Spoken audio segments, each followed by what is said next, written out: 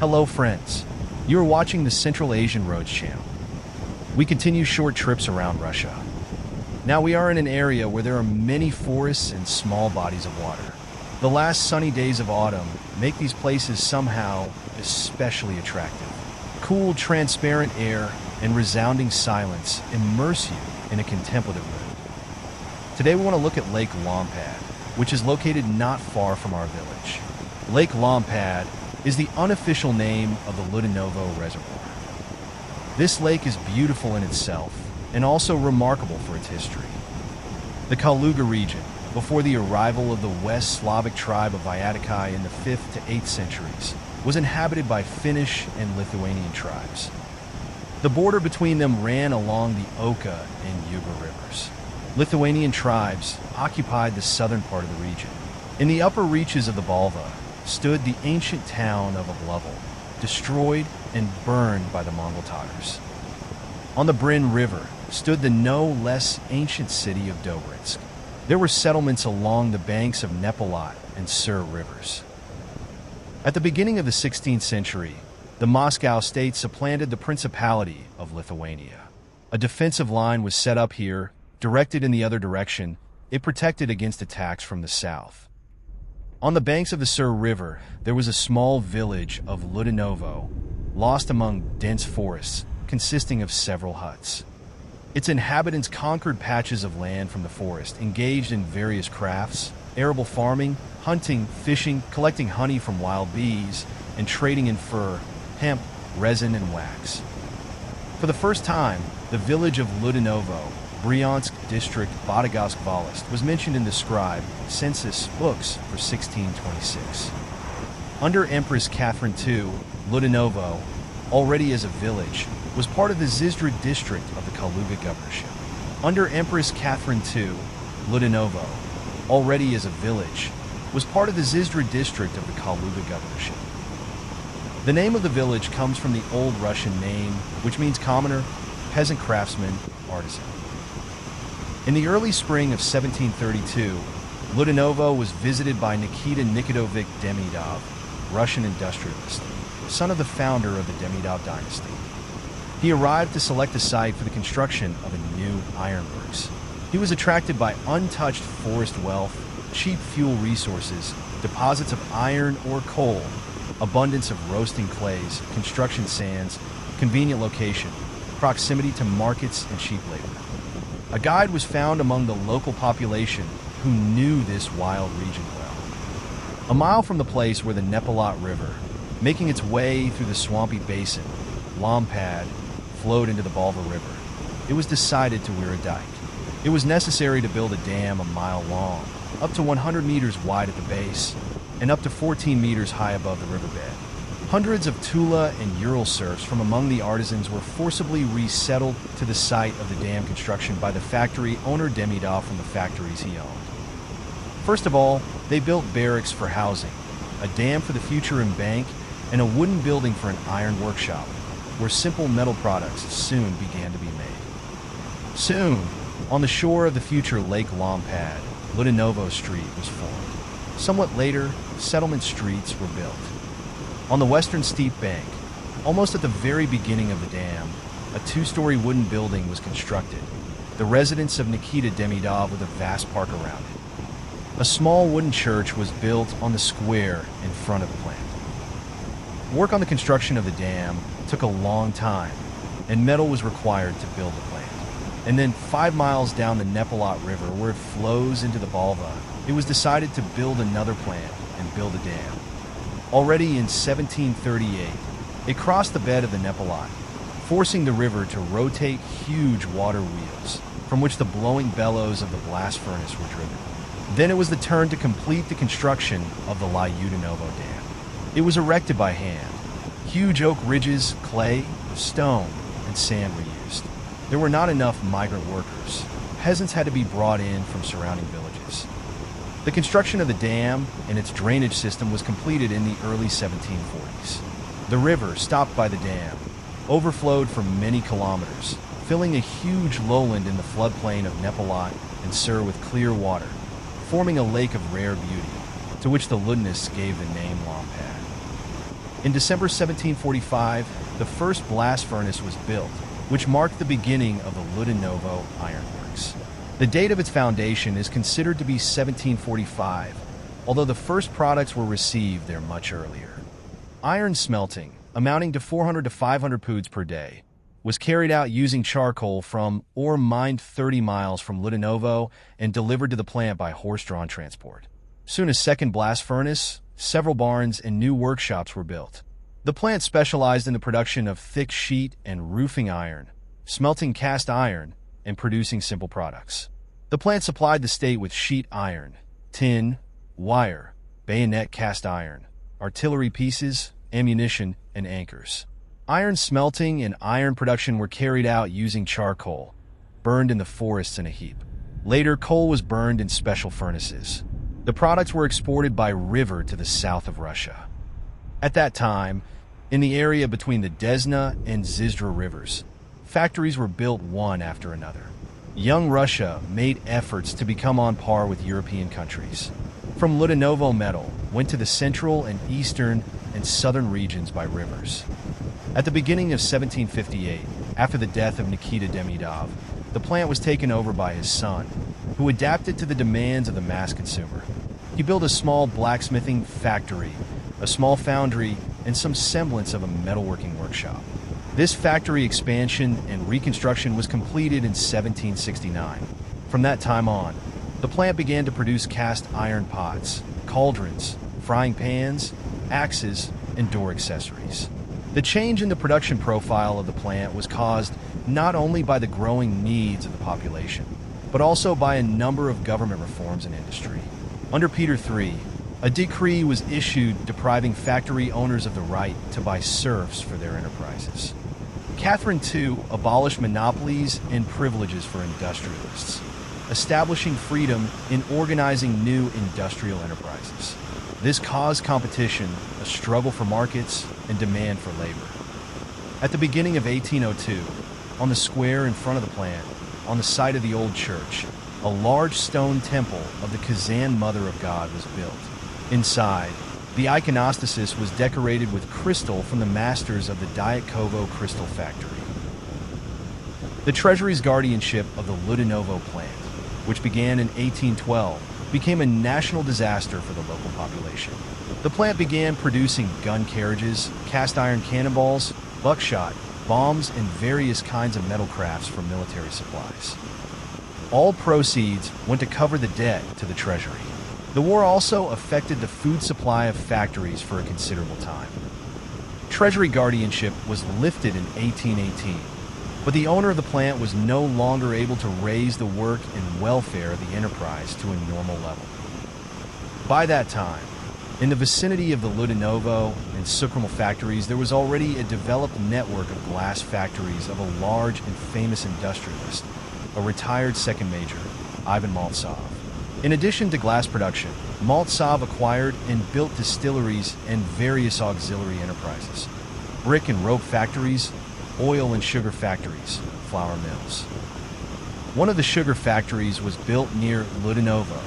According to Maltsov's orders, the Lyudinovo and Sukromal factories produced cast iron products, replacement and spare parts for factory equipment.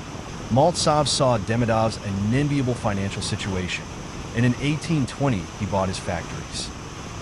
It was said about this purchase, in 1820, the city of Lyudinovo was gambled away.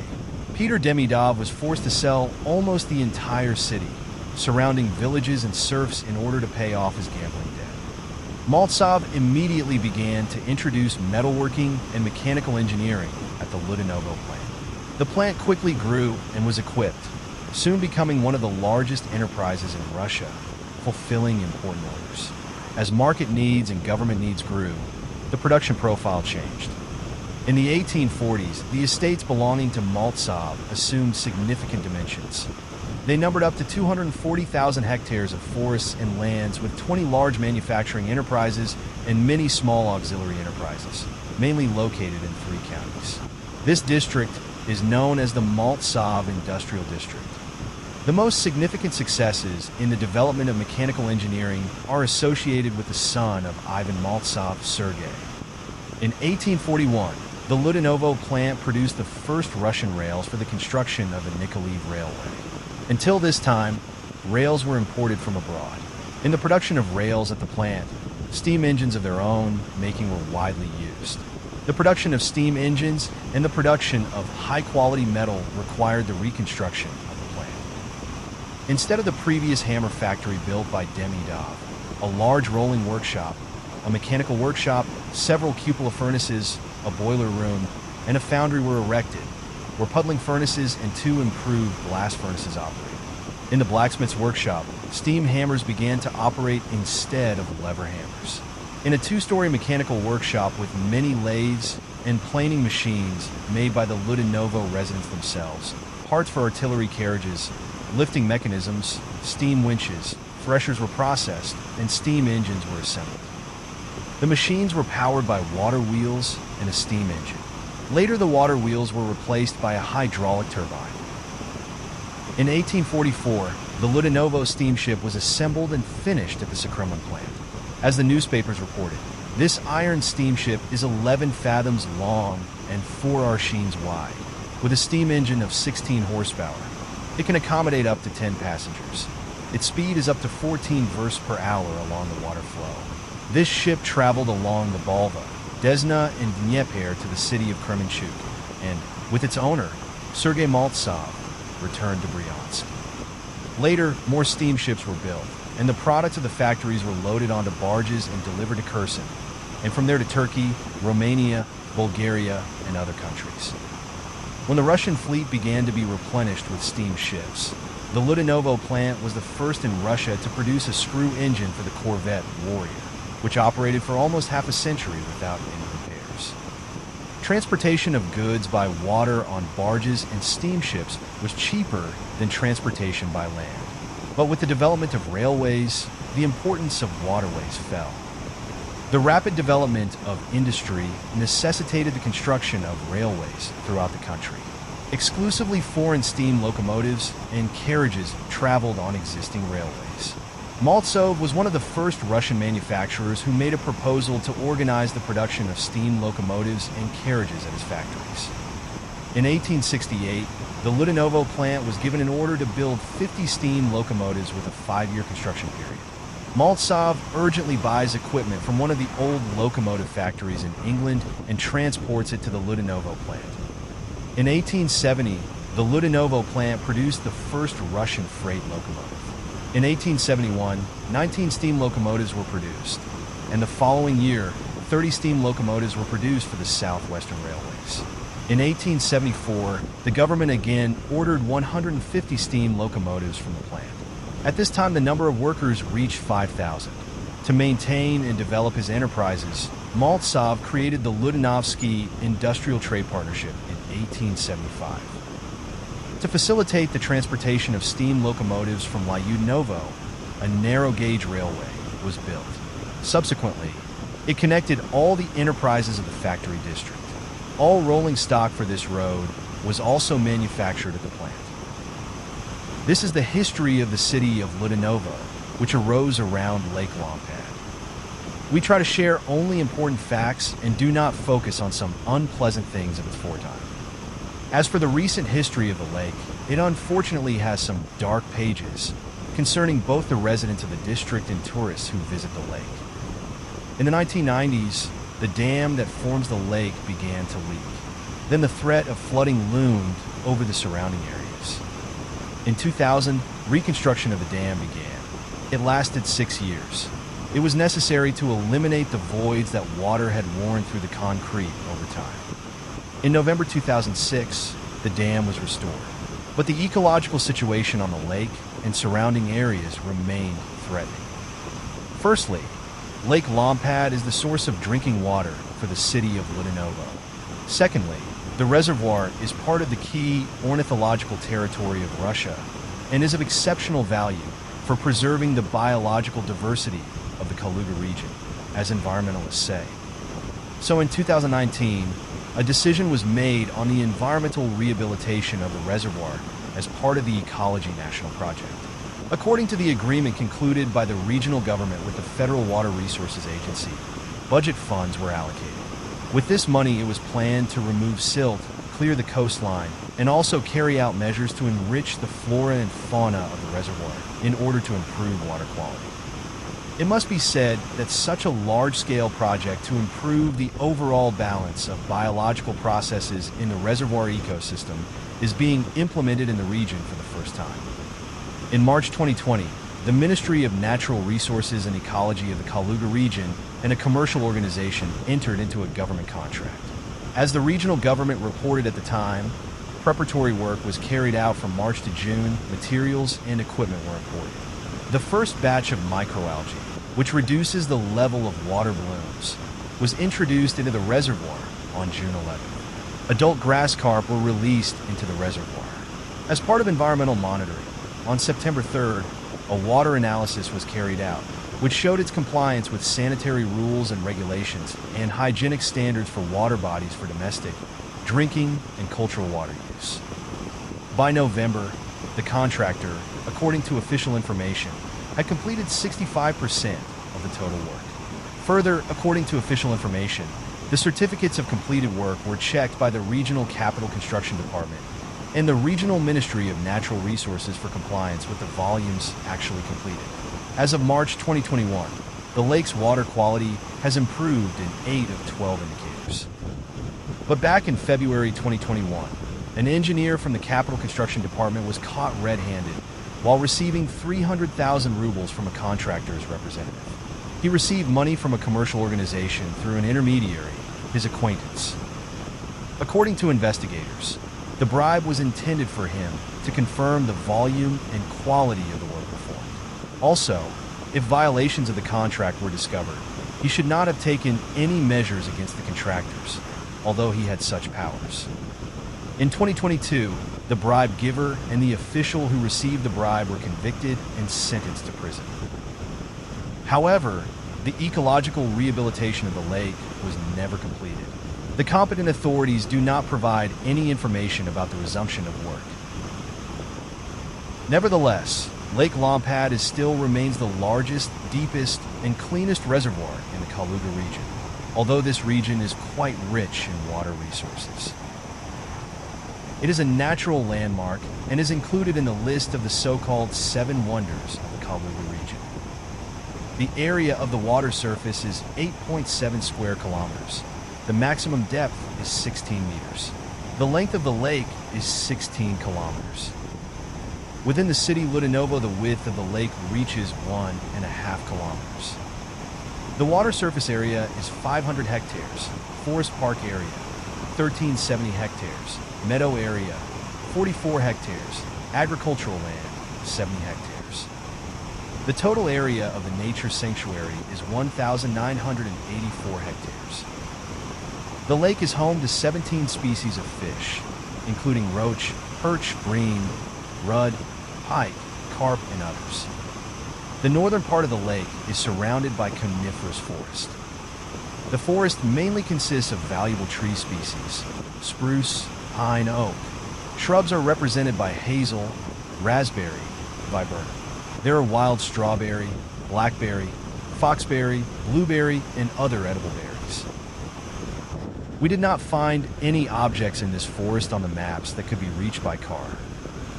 Most likely, there are dirt roads running through the forest like the ones we showed in one of our recent videos.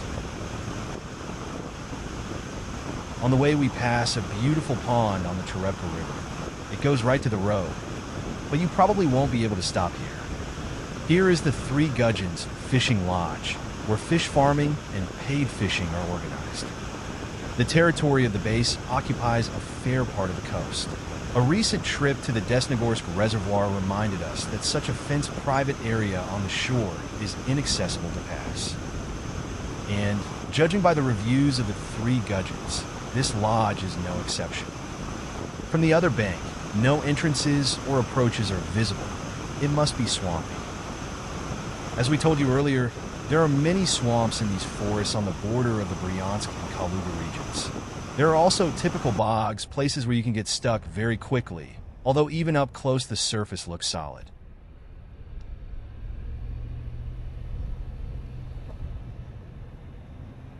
Further along the road, we notice a village called Zarechny. We find its architecture interesting, and we turn to take a closer look at the buildings. However, the view from afar turns out to be the most picturesque. Up close, the houses look quite standard. By the way, despite the centuries-old history of the Ludinovo district, there are no ancient buildings here. Most of the Bryansk region, to which the district belonged until 1944, was destroyed during the occupation by Wehrmacht troops. 70% of residential buildings in local towns and villages, as well as industrial enterprises, were restored after the liberation of the region in the autumn of 1943. The historical appearance of the factories which the city of Lyudinovo grew up around has also not been preserved.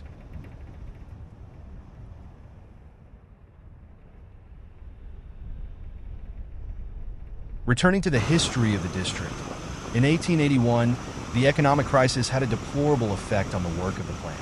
And in 1883, as a result of an accident, Maltsov received serious injuries and went for treatment to the Black Sea coast to Simais. In his absence, the partnership's board failed to maintain production at the required level and further depleted working capital and increased debts. Production began to decline.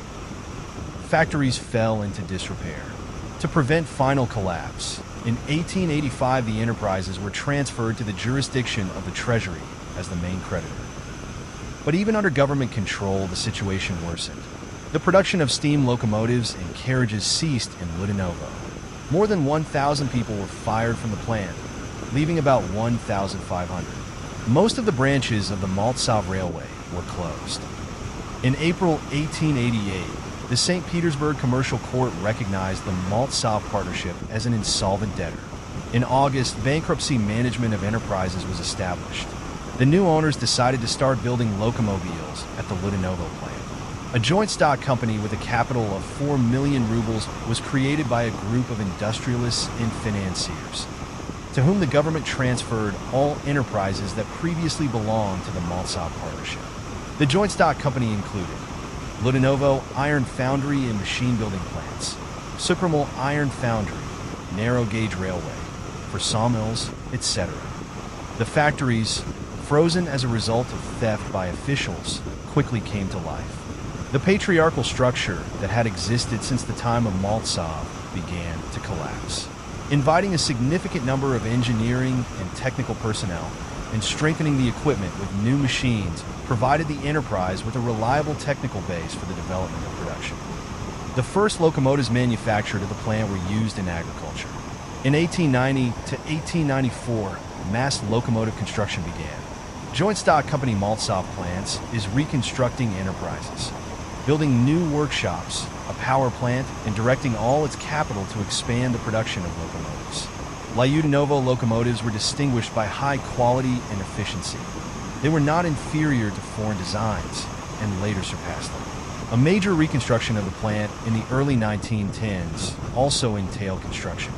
14 new large houses were built as apartments for plant workers, 3 primary schools, 1 for women and 2 for men. The pre-war year 1913 was the most successful for the locomotive industry.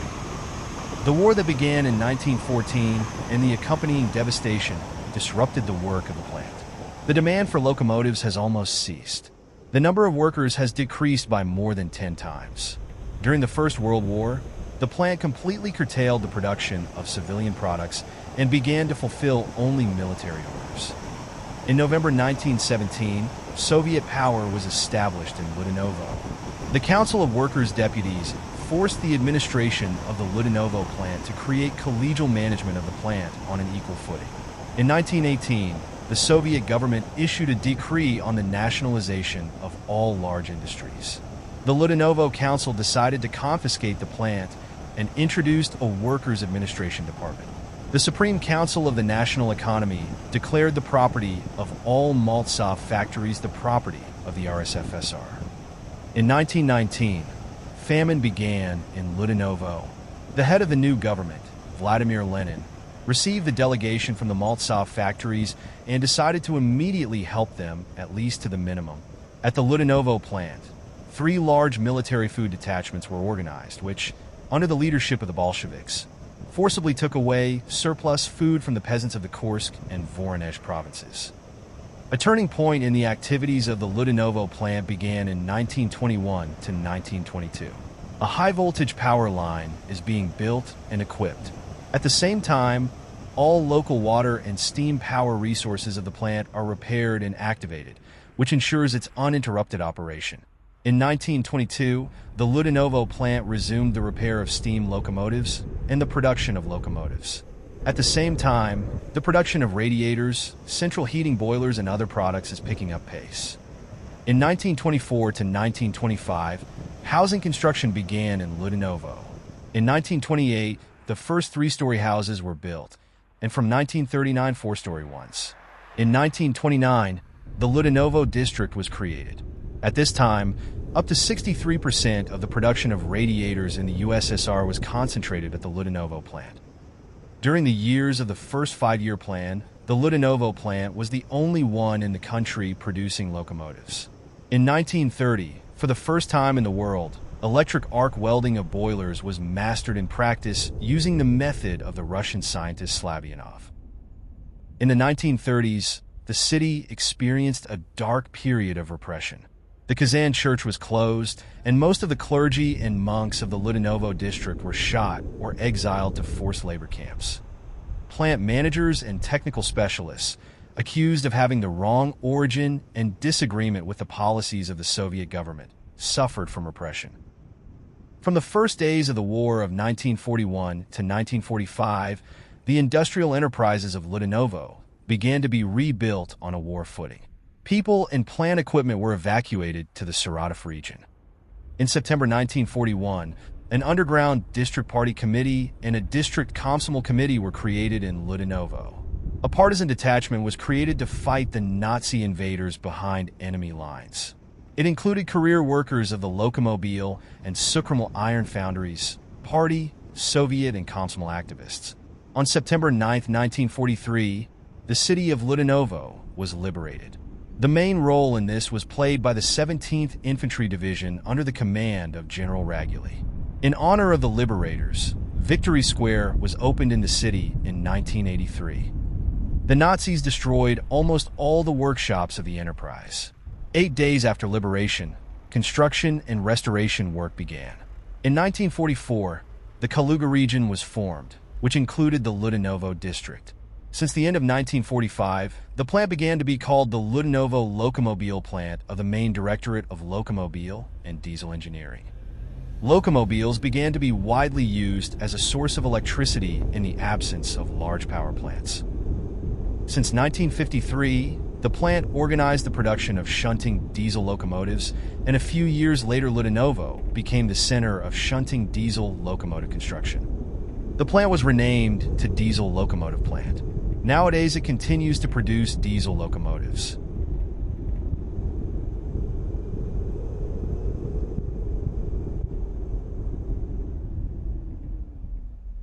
We're arriving at the lake in the city center, where the hotel is now located. There is a convenient parking lot next to it with many free spaces. The hotel looks atypical for such a small town. It looks more like a small resort somewhere on the seashore.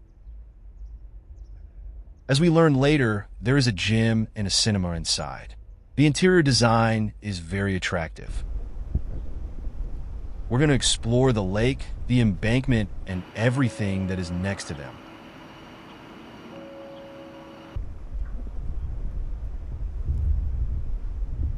There is a large pedestrian zone, which is also uncharacteristic of small Russian towns.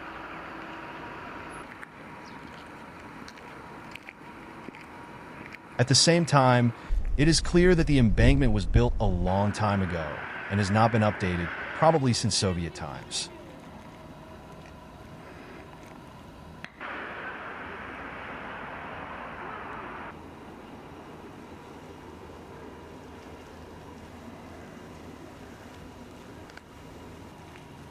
Fences, benches, and sidewalk surfaces are badly worn.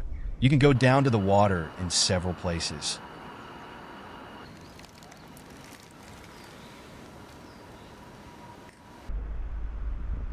The stairs were preserved very well. Apparently, they were made to last. But the piers over the water look really bad. These are just concrete slabs, quite thin. They are unfinished and apparently continue to deteriorate. We wonder how soon they're going to update them.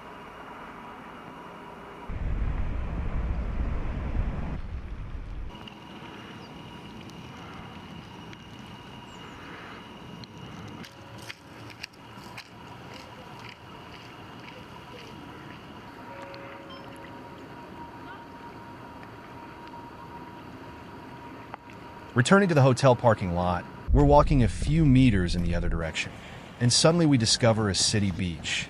Judging by the design and state of preservation, it was equipped quite recently. The beach is small, but the wooden structures look attractive and cozy. This beach, like the Brigantine Hotel, contrasts sharply with the Soviet buildings around and the embankment, which has not been renovated for a long time. It's Sunday, late morning, and we're in the city center. However, there are almost no people here. Maybe it's too cold to walk near the water? One way or another, nothing prevents us from admiring the lake in silence. This morning we had the intention of driving further along the coast and driving up to the water somewhere in the forest. However, now it seems to us that we can meet even more people there than here. Now is the fishing season, and everywhere on the banks we meet people with fishing rods, including here on the embankment. It is not clear from the map where you can approach the lake through the forest on a good road, and we don't plan to drive on unfamiliar off-road trails now.